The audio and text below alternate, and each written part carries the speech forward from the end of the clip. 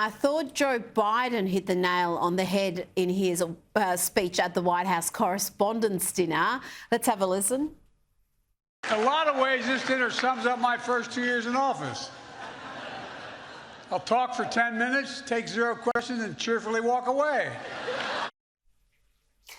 Josh, wasn't it embarrassing to see the sycophants in the media laughing along, sort of ignoring the fact that he's really poking fun at them? They're the ones who've allowed him to sail through this presidency, not answering questions. When he does answer them, he seems to get cards with names and faces and questions on them.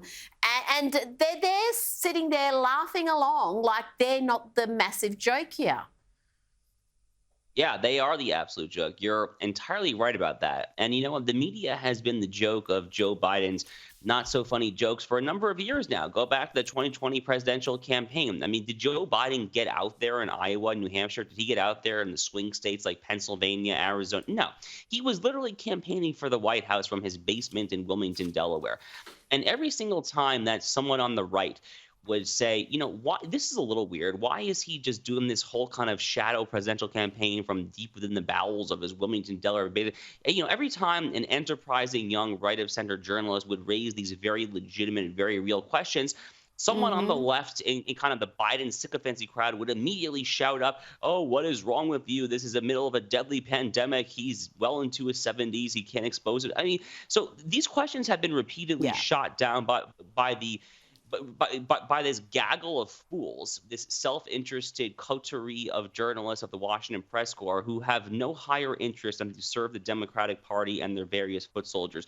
That increasingly is what it takes. This is a very sad statement I'm about to make. That is increasingly what it takes to be a card-carrying member of the Washington, D.C. Press Corps, is not to do journalism, not to report, but to simply carry water the best you possibly can for one of America's two major political parties. And that, of course, is the party of the ruling class and the regime in power, which is the Democratic Party. It's a very sad statement, but in a just world, a president making that statement, trying to be funny about how he's not doing his job, how he's not entertaining questions. I mean, in a just world, that will be scoffed at 6 ways from Sunday. I mean, that is not a funny statement. It is literally him telling the American people, ha ha, I'm really not doing my job that well, and you're going to laugh about it. So it's profoundly, profoundly disturbing, actually.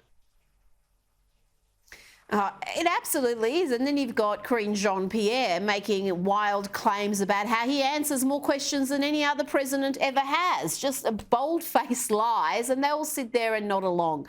Now, let's talk about the president's son, Hunter Biden, who's down in my home state of Arkansas at a hearing over child support for his 4-year-old daughter that the Biden family do not acknowledge nor support. I don't understand, Josh, why this entire saga is not a much bigger story. The treatment of this poor girl and her mother by not just Hunter Biden, but by the first family. I mean, look, we saw a whistleblower from inside the Department of Justice recently who said that he has seen with his own eyes that the Biden Department of Justice is not looking into Hunter Biden's alleged crimes, or is not thoroughly investigating, or is not going to bring them to an ultimate state of prosecution, for the very simple and straightforward reason that he is the son of the president of the United States. And that was a DOJ whistleblower who recently said that, basically just saying the obvious. I mean, you don't have to be a whistleblower. You don't have to be on the inside to be able to kind of reasonably intuit that conclusion. And unfortunately, when it comes to the Biden family, you know, there are 2 sets of rules. I mean, there is one rule that pertains to everyone else, and there was one rule that pertains to the Biden family. You know, why the heck was Hunter Biden getting paid scores and scores of millions of dollars for his purported expertise in Eastern European natural gas energy when he was quote unquote consulting for Burisma? What about what he was doing in Shanghai when he was going, you know, hand in hand, glove in glove with Chinese Communist Party backed private equity funds? And now now his father Joe tries to talk a tough game on China.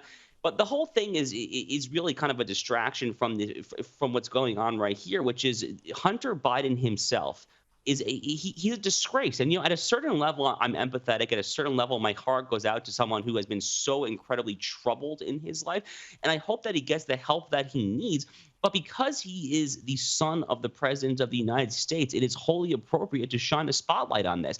And by the way, when it comes to this particular saga in Arkansas, excuse me, Hunter Biden is 53 years old. The woman that he has impregnated is 21 years his junior, 32 years old. And he actually initially denied, Rita, by the way, at first, that he was the father of this. So it went all the way to a DNA test, a paternity test.